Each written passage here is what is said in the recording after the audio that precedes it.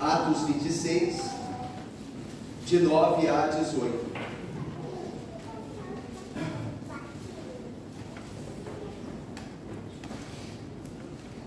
Atos 26, de 9 a 18.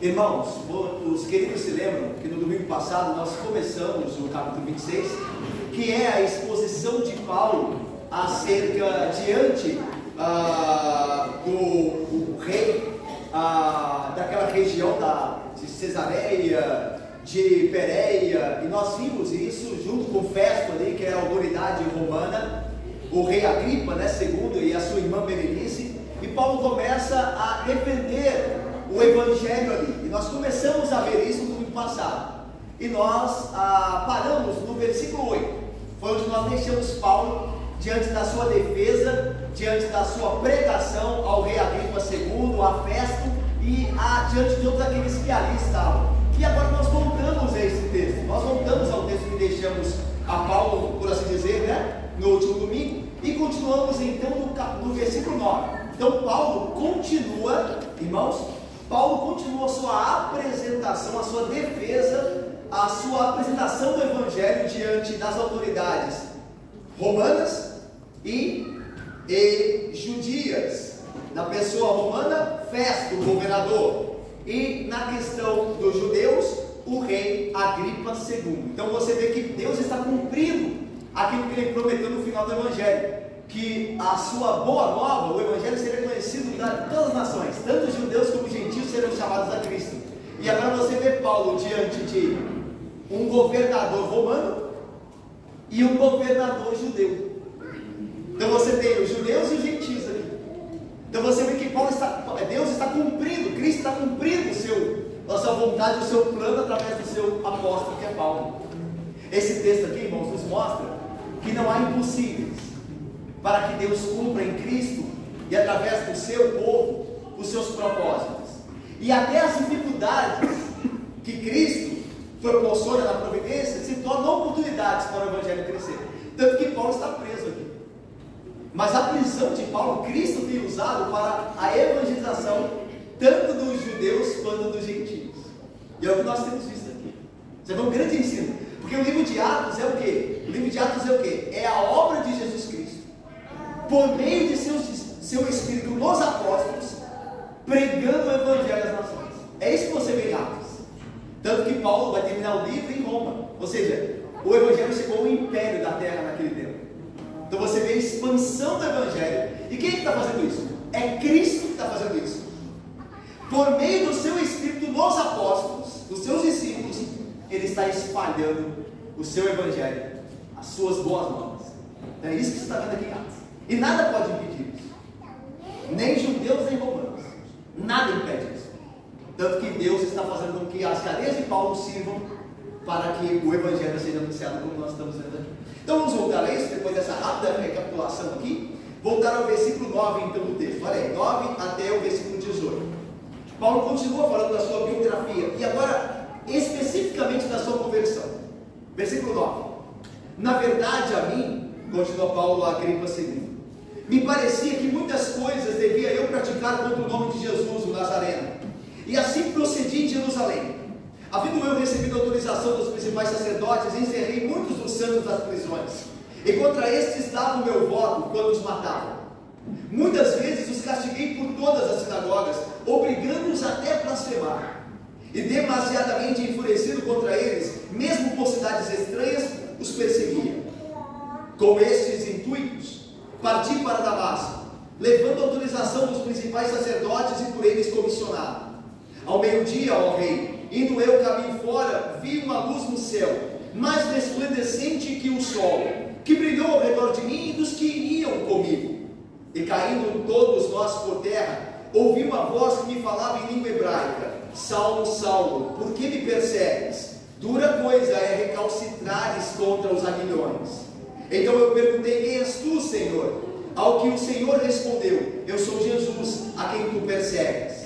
Mas levanta-te e firma-te sobre teus pés, porque por isto te apareci, para te constituir ministro e testemunha, tanto das coisas em que me viste, como daquelas pelas quais te aparecerei ainda.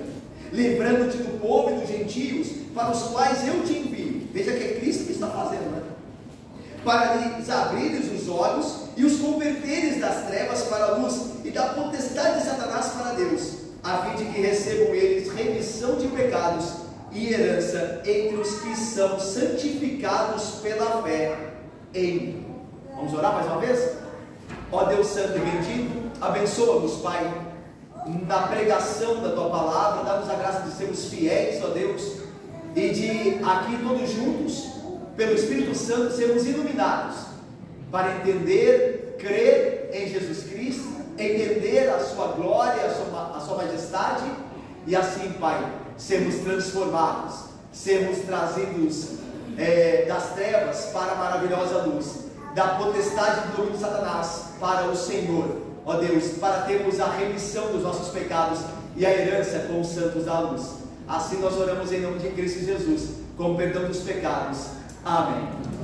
Meus irmãos, como nós falamos, a apresentação de Paulo do Evangelho continua perante o rei Agripa II e Berenice, sua irmã, e diante do governador romano Festo. E aqui Paulo então começa, ele continua a sua defesa, voltando para a sua biografia. Paulo começa a sua defesa mostrando que ele era judeu de judeu, ele era da seita mais zelosa, mais radical que era dos fariseus, mostrando que de fato ele não era inimigo dos judeus, como se pregava, como seus acusadores diziam, que ele era contra a lei e contra os profetas. Paulo disse muito pelo contrário. Eu creio na ressurreição dos mortos. Paulo vai falar isso aqui, como nós vimos no domingo passado. Eu creio na ressurreição dos mortos. E a lei e os profetas falaram da ressurreição dos mortos. Abraão entregou Isaac quando Deus pediu, lembra-se? Que Abraão estava pronto a entregar Isaac e sacrificá-lo a Deus, porque ele cria, segundo Hebreus, que Deus era poderoso para ressuscitar o seu filho dos mortos. Abraão creu na ressurreição. Abraão. Daniel falou da ressurreição. Jó falou da ressurreição. Eu ainda, mesmo que morto, verei o meu Salvador com os meus próprios olhos. Eu voltarei e verei ele com os meus próprios olhos. Jó, Antigo Testamento. Ou seja, o que Paulo está dizendo é o seguinte: eu prego a ressurreição de Jesus Cristo, e eles me acusam de ir contra a lei e os profetas, mas a lei e os profetas falaram da ressurreição. Davi, o rei Davi, ao escrever o Salmo, disse: o teu santo não verá corrupção. Ou seja, quando Cristo é enterrado, ele ressuscita dos mortos antes de ver a corrupção, antes do seu corpo ser destruído. Davi disse isso: o teu santo, ó Deus, não verá corrupção. E quando Cristo ressuscita dos mortos, ele está cumprindo o que Davi profetizou. Então Paulo não estava errado em pregar a ressurreição, pelo contrário, ele cria da lei dos profetas, e Jesus Cristo era o cumprimento da lei dos profetas. E assim deveriam crer também o rei Agripa II, Berenice e o próprio Festo, governador romano ali da Judéia, e todos aqueles que estavam ali ouvindo a Paulo. Mas Paulo, depois de falar disso, da questão de começar falando que ele era um judeu zeloso, um fariseu, antes da conversão, e que ele estava sendo acusado pela ressurreição dos mortos, que é uma doutrina do Antigo Testamento, então não havia nada de errado em crer na ressurreição dos mortos, Paulo volta agora para a sua biografia, falando da sua conversão. Olha só o versículo 9. Na verdade, a mim me parecia, Paulo está falando dele antes de converter, tá? Olha só. Na verdade, a mim me parecia que muitas coisas deviam praticar contra o nome de Jesus o Nazareno. É interessante que Paulo diz assim: a mim me parecia. E o nosso problema é esse, irmãos. Nós levamos a nossa vida como melhor nos parece. Paulo diz aqui, antes de ser crente, ele diz: a mim me parecia que eu devia fazer coisas contra Jesus. Ou seja, Paulo estava sendo guiado pelo seu coração, pelo seu parecer, pelo seu entendimento. Mas depois da conversão, ele agora é conduzido pela vontade de Deus em Cristo, pela ordem, pelo plano de Cristo. Ele está comprometido não com a vontade dele mais. Tanto que ele vai dizer posteriormente nas suas cartas: não mais eu que vivo, mas Cristo vive em mim. Então Paulo mudou completamente, porque antigamente ele era alguém que vivia segundo o parecer dele, e não segundo a palavra. Era alguém que não se submetia à palavra ou à vontade de Deus, embora acreditasse estar fazendo isso, mas ele vivia segundo o seu parecer. Mas vamos continuar. Ele diz assim: porque na verdade a mim me parecia parecia que muitas coisas deveriam praticar contra o nome de Jesus, o Nazareno. É importante que Jesus aqui seja designado por Paulo como o Nazareno. Por quê? Porque havia vários homens que possuíam o nome Jesus na época, como até hoje. O nome Jesus é a transliteração do hebraico Josué. Então, as pessoas que em torno de nós chamam-se Josué, é a mesma coisa de Jesus, porque é a transliteração, era um nome comum, ainda mais na época de Paulo. Então, Paulo diz: Jesus, o Nazareno, para deixar bem claro de quem ele estava falando. É assim também que nós devemos agir, irmãos, e crer. Nós cremos no Jesus de Nazaré, o Jesus da Bíblia, não em qualquer Jesus. Hoje há muitos Jesus sendo apresentados a nós. Há Jesus que toleram o pecado, que não ligam com o pecado, que estão ali só para dar graça, graça, graça, graça, e nenhuma condenação. É o Jesus que vai salvar todo mundo, independente de quem é. As pessoas de quem são, de que façam, não há problema. Jesus vai perdoar todo mundo e vai salvar todo mundo. Esse não é Jesus da Bíblia. O Jesus da Bíblia é aquele que vem para julgar. Ele julgará com retidão. É o Jesus que em Apocalipse tem os olhos como chama de fogo. É o Jesus da Bíblia em que os homens na sua vida clamarão: caiam sobre nós os montes e nos afastem da ira do Cordeiro. Esse é o Jesus da Bíblia.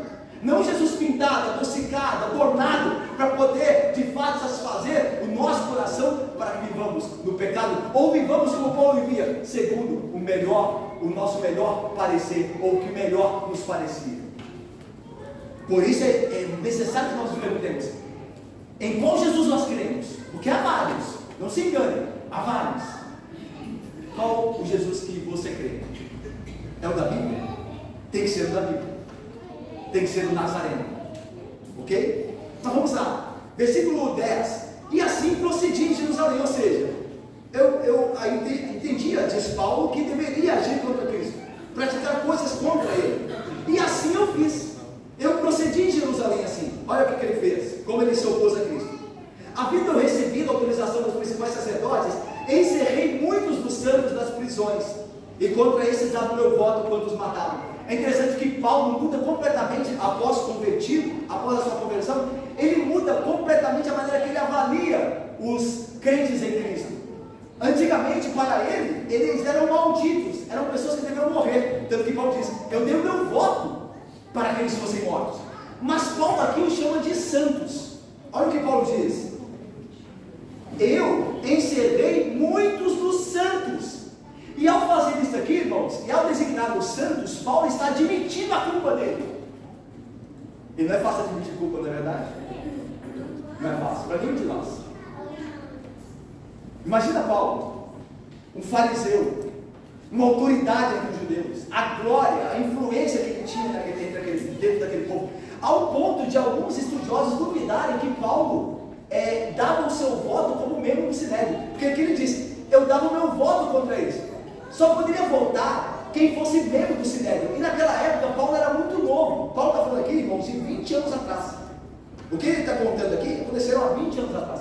Paulo era muito novo. Era muito improvável que um homem novo como Paulo na época pertencesse ao Sinédrio para dar o voto dele. Mas Paulo disse: eu dava o meu voto contra eles. Ou seja, é que Paulo se sobressaiu tanto entre os judeus que, mesmo já novo, ele participava do Sinédrio, o que era incomum. Então é muito difícil um homem como esse reconhecer erro, senão pelo Espírito de Deus. Assim como a nós também é muito difícil reconhecer erros. É impossível, se não for o Espírito de Deus. Sem o Espírito de Deus nós somos muito orgulhosos. Imagina você e eu que construímos uma vida toda baseados em fundamentos que nós construímos. Tirá-los dali, rejeitá-los, é como se a vida toda tivesse ruído. Mas o justo viverá por fé. A certeza de que mesmo que eu deixe meu passado, Cristo é poderoso para reconstruir a minha vida e para me salvar como a eternidade. O justo viverá por fé. Esse é o desafio. E Paulo creu no Senhor Jesus Cristo ao ponto de admitir: as pessoas que eu dava o meu voto contra elas eram santas, e eu é que estava errado. Eu é que era o pecador. Eu é que agi de má fé. Veja, um crente ele sempre vai chegar a essa conclusão pelo Espírito Santo. Ele vai reconhecer os seus pecados. Na sua conversão, o crente reconhece os pecados. eu agia mal. Tudo que eu fiz foi baseado no meu entender, e não na palavra de Deus, e não na vontade de Cristo. Eu estou pensando com Paulo aqui. Ok? Vamos lá. Versículo de número 11. Muitas vezes os castiguei por todas as sinagogas, obrigando-os a blasfemar, e demasiadamente enfurecido contra eles mesmo por cidades estranhas, os perseguia. Paulo está dizendo aqui, ele diz no versículo 10, né, que ele dava o seu voto para que os santos, os crentes, fossem mortos. Isso é muito bem documentado por Lucas, porque lá em Atos 6, 7 e 8 você vê Paulo consentindo na morte de Estevão. Então Paulo realmente dava o seu voto para que os cristãos fossem mortos. Mas não só isso, o ódio dele pelo cristianismo era tanto que ele ia atrás dos crentes em Cristo. Alguns teólogos dizem que Paulo visitava as sinagogas das cidades da Judéia, e se ele começasse a perceber que, até com dirigentes da sinagoga, que alguns estavam faltando e não indo mais, Paulo imaginava que eles poderiam ter se convertido. E aí Paulo ia nas casas deles com ordem do Sinédrio, com autorização dos principais sacerdotes, e os açoitava, obrigando-os a blasfemarem contra Cristo. O texto grego aqui, o obrigando, está num tempo verbal, no modo verbal, que significa que Paulo estava tentando fazer isso, mas não tinha sucesso. A ideia do texto grego é que obrigando-os até a blasfemar é tentando de tudo para que blasfemassem, ou seja, para que maldissessem a Cristo, para que falassem mal de Cristo, mas não conseguiam. É o tempo, o modo verbal do grego aqui. A ideia é essa: eu tentava, eu sou obrigado. Não quer dizer que tinha sucesso nisso. Mas vejam o zelo de Paulo, o ódio de Paulo. Olha o que ele diz no versículo de número 11, no final: e demasiadamente enfurecido contra eles, mesmo por cidades estranhas, os perseguiam. Meus irmãos, veja o tipo de pessoa com a qual nós estamos lidando aqui. Paulo, atenção, isso aqui é muito importante. Paulo não era um hipócrita, mesmo quando fariseu. Ele não era um hipócrita. Ele cria no que ele estava fazendo. Ele cria que ele estava adorando a Deus, perseguindo e matando os cristãos. Ele era zeloso no judaísmo. Ele não era um hipócrita. O texto deixa claro isso. E a vida anterior de Paulo assim também o faz. Ele era alguém que dava a sua vida pelo judaísmo e entendia que os cristãos eram blasfemos, e ia atrás deles e os perseguia. Paulo diz, até mesmo em cidades estranhas que eu não conhecia, mas o meu zelo era tanto para destruir aquele povo da terra, porque eu acreditava que eles eram blasfemos, que eu os perseguia, eu não queria saber nem aonde, eu ia atrás deles. Paulo não era um hipócrita. Contanto, não obstante a sinceridade dele, ele estava completamente errado. E aí isso resolve alguns problemas que nós temos em avaliar algumas pessoas, e às vezes a nós mesmos. É que você pode ter zelo, mas se estiver colocado no lugar errado, não vale nada. Às vezes há pessoas de seitas enganadoras que são mais zelosas que eu e você naquilo que eles creem. Há protestantes evangélicos como nós que não são tão zelosos na fé, mas serão salvos, porque a salvação é pela graça. Serão salvos, mas passarão por uma vida difícil, sabe, de imaturidade, Deus tendo que corrigir, usar a vara dele. E há pessoas que creem coisas mentirosas, mas são zelosos, eles creem mesmo, eles dão a vida por aquilo. Pense no Islã, que faz alguém amarrar bombas em si e se oferecer por Allah. Zelo. Eles estão dispostos a isso, ainda que seja um engano. Então isso responde muito quando nós vemos alguém muito zeloso e falamos, essa pessoa tem que ser crente, ela tem alguma coisa, alguma virtude ali. Não. É zelo no lugar errado. Lembra da mulher samaritana? Jesus diz assim, vocês adoram o que vocês não conhecem. Vocês adoram o que vocês... Não adianta adorar o que está errado, porque não é lugar nenhum. Você tem que adorar zelosamente aquilo que é verdadeiro. Aí sim, isso só acontece pela graça de Deus. Mas veja o tipo de homem que Paulo é. Paulo não era um hipócrita, ele acreditava naquilo, mas isso não levaria ele ao céu. Pelo contrário, porque ele estava no caminho errado, com todo zelo, ele estava no caminho errado. Ok? Vamos lá? Olha só o versículo de número 12. Paulo, no versículo 11, ele termina assim: mesmo em cidades estranhas os perseguia. Essa é a deixa para Damasco, porque Damasco não faz parte do território dos judeus. Então Paulo diz, agora vai inserir a ideia de Damasco. Ele foi perseguido os crentes lá em Damasco, e no caminho Cristo encontrou Paulo. Olha aí. Com esses intuitos, parti para Damasco, levando a autorização dos principais sacerdotes e por eles comissionado. Lembra, meus irmãos, que ainda que as cidades gentílicas não fossem, né, ali de fato o ambiente comum e familiarizado dos judeus, haviam sinagogas. Em muitas cidades gentílicas haviam sinagogas. Então Paulo recebe a autorização da sinagoga principal, né, dos judeus em Jerusalém, e aí tem a autoridade de chegar na sinagoga lá em Damasco e caçar os que são crentes, ok? Então essa é a ideia. Então ele vai em Damasco e olha só o que acontece. Versículo de número 13. A caminho de Damasco, ao meio-dia, ó rei, falando para Agripa, indo eu caminho fora, vi uma luz no céu, mais resplandecente que o sol, que brilhou ao redor de mim e dos que iam comigo. Duas coisas aqui. Quem pode salvar, o que pode nos salvar é só uma intervenção divina. Não há salvação aqui embaixo, senão no nome de Jesus Cristo, senão uma graça que vem do alto. Lembra do que Jesus disse? Aquele que não nascer do Espírito não pode ver o reino dos céus. Aquele que não nascer de cima é a palavra usada. Aquele que não receber o dom de cima, do alto, não pode entrar no reino. Não há salvação para nós aqui, a não ser que Deus do alto intervenha, a não ser que a sua graça seja derramada do alto sobre nós. É por isso que Paulo diz, do céu brilhou uma luz. Ou seja, é a intervenção divina na vida de Paulo. Paulo estava perdido, ele estava cego do seu zelo. Ele não largaria a mão da sua glória humana se não fosse a graça de Deus do alto alcançá-lo. Por isso ele diz, no céu veio uma luz sobre nós. Ou seja, Deus amou a Paulo, Deus foi em busca de Paulo, Deus o salvou, Deus não deixou na miséria porque o amou. A salvação é uma intervenção divina, ela não nasce antes do nosso coração, ela é uma obra de Deus que vem a nós.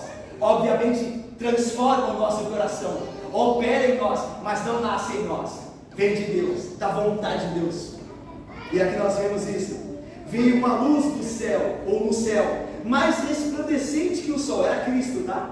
A luz que ele viu era Cristo, porque é Cristo que vai se dirigir a ele, como nós veremos aqui agora. E olha só, e essa luz brilhou ao redor de mim e dos que iam comigo. É interessante, olha só o versículo 14, o início. E caindo todos nós por terra. Irmãos, Paulo não estava tendo uma alucinação, Paulo não estava tendo um ataque cardíaco, algum problema de saúde, alguma alucinação, algum problema mental. A luz brilhou sobre todos os que estavam a caminho de Damasco.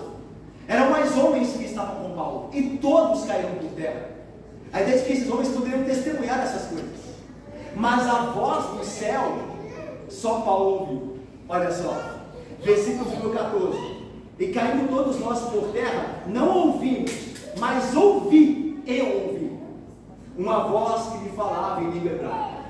Meus irmãos, nós estamos aqui hoje na casa do Senhor, no dia do Senhor, com o povo do Senhor, ouvindo a palavra do Senhor. E essa luz, de certa forma, brilha sobre todos nós, mas pode ser que poucos ouçam. Nós vemos a glória de Cristo está sendo pregada aqui, a salvação que só vem dele, e o arrependimento necessário ao pecador, reconhecer seus pecados e suas iniquidades, isso tem sido anunciado aqui. Ou seja, a luz tem brilhado sobre nós, mas a voz, o poder da voz que chama, talvez só alguns de nós experimentem. Não adianta estar diante do Evangelho se nós não dermos ouvidos ao Evangelho. E o Evangelho alcançou os ouvidos de Paulo, ele ouviu a voz de Jesus Cristo.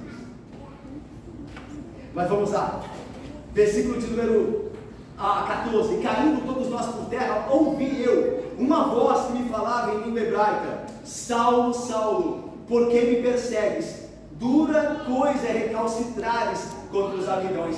Essa ideia de repetição do nome, né? Saulo, Saulo, Pedro, Pedro, é a ideia de quando Jesus quer exortar os seus discípulos, quer chamar a atenção dos seus. Na Bíblia, Jesus usa com os seus essa dinâmica dinâmica de repetir o nome Pedro, Pedro, Saulo, Saulo. Ele está chamando a atenção. E ele diz assim: por que me persegues? Pergunta Cristo. Agora veja o que é acrescentado aqui: dura coisa é recalcitrares contra os aguilhões.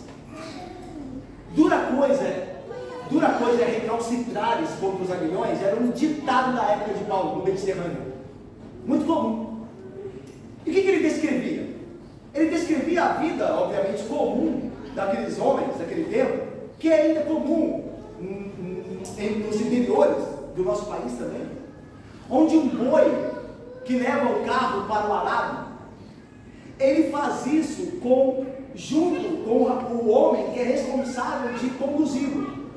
E esse homem que conduz o boi, carregando o carro para o arado, esse homem possui uma vara, que na ponta fere. Essa vara comprida tem na ponta um aguilhão, uma maneira de ferir o boi. Se o boi começar a dar coices, se o boi começar a não aceitar o carro, não aceitar a condução, então o aguilhão está lá perto. Se ele dá um coice para trás, o aguilhão fere. O boi, que é o boi bravo, ele se revolta tantas vezes e é ferido que uma hora ele para, porque ele já percebeu que se ele começar demais, fazer demais, ele será ferido sempre.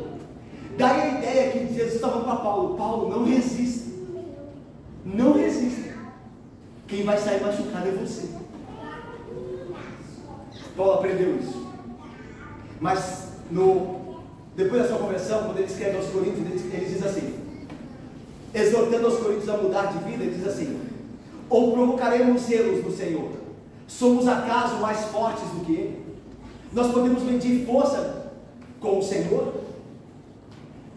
O Senhor nos convoca, nós, à conversão a Jesus Cristo, por meio da sua pregação.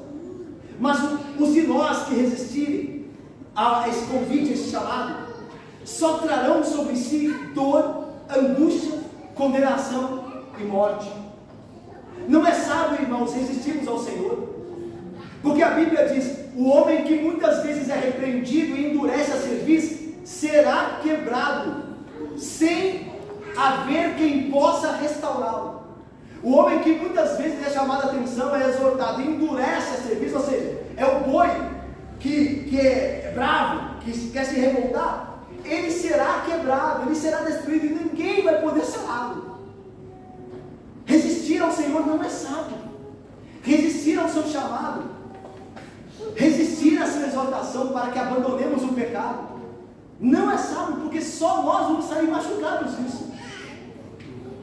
Portanto, irmãos, ouçamos o chamado ao arrependimento, abandonemos os nossos pecados, a nossa resistência, o nosso orgulho contra a palavra. Deus quer nos restaurar, como fez com Paulo, mas o avisou: Paulo, não entre em uma disputa comigo, você não pode vencer. Não entre, meu irmão, numa disputa com Deus, você não vai vencer, você não vencerá. Não entre em disputa com Deus, submeta-se à palavra dele, obedeça, não queira disputar força com o Senhor, não faça isso. Deus está te chamando ao arrependimento, a mim e a você. Está nos dizendo: abandone o seu pecado, creia na palavra, creia em Cristo, ouçamos, não resistamos. Vamos lá? Versículo de número 15. Então eu perguntei: quem és tu, Senhor? Vamos ler juntos? Versículo de número 15 até o 18. Vamos lá? Essa última parte a gente lê juntos. Por favor, irmãos, me ajudem, por favor. Leiamos? Então eu perguntei: quem és tu, Senhor? Ao que o Senhor respondeu: eu sou Jesus, a quem tu persegues. Mas levanta-te e firma-te sobre teus pés, porque por isso te apareci, para te constituir ministro de testemunha, tanto das coisas que me viste, como daquelas pelas quais te aparecerei ainda, livrando-te do povo e dos gentios, para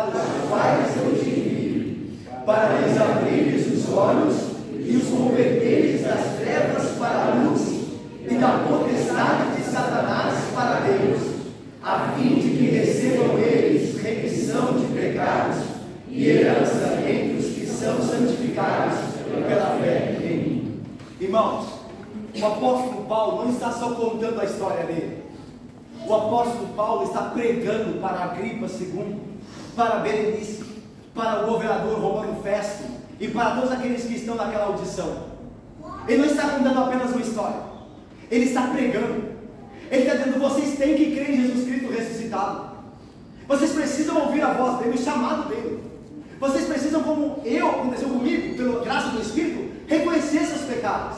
Lembra que Agripa II tem um relacionamento incestuoso com Berenice, que é a irmã dele. Os historiadores dizem que havia um relacionamento sexual entre os dois, que era pecado.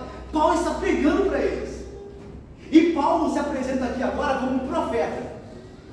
E como é que ele faz isso? Ele não diz aqui: olha, eu sou um profeta. Mas ele, ao descrever o chamado de Cristo a ele, ele vai lembrar de passagens do Antigo Testamento nas quais Deus chamou seus profetas. Quer ver? Olha o versículo 16. Mas levanta-te e firma-te sobre teus pés. Olha o que Deus disse a Ezequiel, o profeta Ezequiel. O profeta Ezequiel diz assim: a voz de Deus me disse: filho do homem, põe-te em pé e falarei contigo. A Paulo, Jesus diz: levanta-te e firma-te nos seus pés. A ideia é o chamado profético. Mas mais ainda, a Jeremias, olha o que Deus disse a Jeremias quando chamou: não temas diante deles, porque eu sou contigo para te livrar do Senhor. Jeremias iria falar aos de Judá, sobre o cativeiro, sobre o juízo de Deus sobre eles. E aí Deus diz: não tema o rosto deles, eu serei contigo, eu livrarei você deles. Olha o que Deus diz a Paulo, versículo 17: livrando-te do povo e dos gentios, para os quais eu te envio. A mesma perspectiva de Jeremias. Então o que Paulo está dizendo aqui? O que Paulo quer dizer para Agripa? Agripa, Festo, Berenice, vocês têm que me ouvir, porque Deus me enviou como um profeta. E é interessante que Agripa II, o rei ali da região da Galileia, da Pérea, e conhecia bem as coisas dos judeus, como Paulo inicia o discurso dele lá no início do 24, capítulo 24, 26, melhor dizendo. Agripa conhecia os profetas. Olha só o que Paulo diz a Agripa posteriormente, versículo de número 20, olha só: mas anunciei primeiramente aos de Damasco e de Jerusalém e toda a Judeia, os gentios, para se arrependerem e se converterem, diz aí, das suas a Deus, praticando obras dignas de arrependimento. E depois Paulo vai dizer para Agripa que ele conhece de fato, ele sabe que Agripa conhece os profetas. Olha só, versículo 27. Olha aí, vamos ler juntos, versículo 27. Olha como Agripa II conhecia os profetas. Versículo 27, lemos juntos. Acreditas, ó rei Agripa, nos profetas? Bem sei. Estão sabendo? Paulo está falando para o auditório, principalmente para Agripa II, que conhece os profetas. Então, quando Paulo diz que Jesus falou com ele: levanta-te e põe as firmes sobre os teus pés, o rei Agripa pode ter se lembrado de Ezequiel. E quando Jesus diz a Paulo: eu te livrarei deles, o rei Agripa pode ter se lembrado de Jeremias. Porque Paulo diz: eu sei que você conhece os profetas, bem sim que conhece os profetas. Ou seja, eu sou um profeta que fui enviado para falar para vocês aqui, para converterem-se a Cristo Jesus. E é interessante aqui a figura, porque Paulo está algemado, mas ele é um profeta. A ideia de você ver mais do que um homem apresenta ou aparenta. Ou seja, aqui você vê um vaso de barro, você vê fraqueza aqui, um homem como você.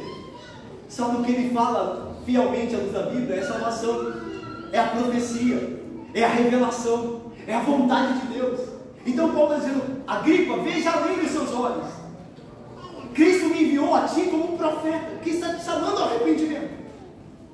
E esse está crescendo aqui. Por isso que Paulo cita expressões que trazem lembrança dos profetas, como nós citamos aqui. E olha só o versículo de número 18. Cristo o envia como profeta, então, para abrir os olhos, tanto de judeus como de gentios, e os converteres das trevas para a luz, da potestade de Satanás para Deus,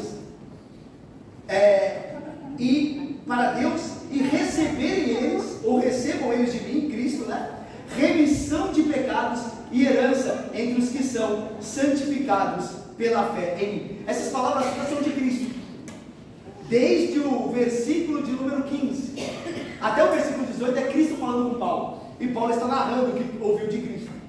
E aí Cristo diz: eu enviarei você a eles, e eu livrarei você das mãos deles, eles não te farão mal. E eu enviarei você a eles, para que você abra os olhos deles. Ou seja, a ideia é que Cristo está fazendo isso, por meio de Paulo. Então quem faz a obra é Jesus, mas por meio de homens. Então Jesus está dizendo: eu vou te enviar, Paulo, e por meio de você, eu abrirei os olhos deles. Eu os converterei das trevas para a luz. Eu os trarei da potestade, do governo, da opressão de Satanás, que eles estão debaixo dela, para, de fato, a Deus, o Pai. E eles vão receber de mim, diz Cristo, a remissão de pecados e a herança entre os que são santificados pela fé em mim. Veja, meus irmãos, que Paulo é apenas um instrumento. É Jesus que está agindo. É tanto que ele diz assim, Jesus diz a Paulo: eles vão receber a remissão de pecados e a herança entre os que são santificados pela fé em mim.